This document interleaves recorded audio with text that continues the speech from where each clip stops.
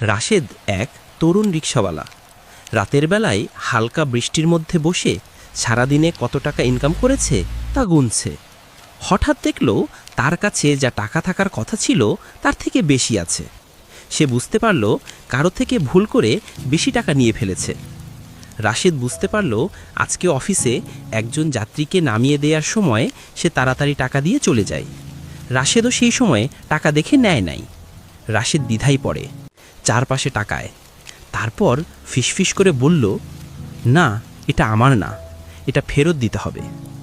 রাশেদ পরদিন সকালে যাত্রীর অফিসে হাজির হয়ে টাকা ফেরত দেয়। যাত্রী বিস্মিত হয়ে তাকিয়ে থাকে। যাত্রী বলল, তুমি কষ্ট করে আমাকে খুঁজে টাকা ফেরত দিতে এসেছ, চাইলে তো রেখেও দিতে পারতে। রাশেদ মুচকি হেসে বলল, আমার আল্লাহ দেখছেন স্যার, যে আল্লাহকে ভয় করে সে মানুষের সাথে প্রতারণা করতে পারে না।